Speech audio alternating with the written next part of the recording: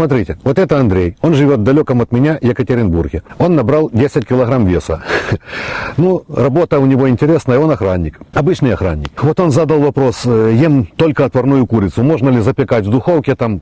Ребята, да можно. Печеная, ну, вареная курица, она не всем идет. Есть еще один нюанс. Если вес не идет, только отварная. Только отварная, потому что вес не идет. Вот говорят, да задолбала эта курица, ну оставайтесь при своем весе. Ну, Андрей набрал все же, набрал хорошо, он набрал 10 килограмм, у него нормальный для него результат, занимается дома, у него только 2 гантели.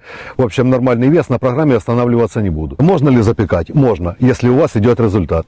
Можно изменения, можно какие-то там нюансы. Если результата нет, тогда, в общем-то, только вареная. Тогда жестко придерживаться моих рекомендаций. Мне 60 лет. Выгляжу я вот так. Смотрите в профиле видео людей, которые у меня тренируются. Мои знания и мой опыт подтверждены не одной сотней самых нормальных ребят.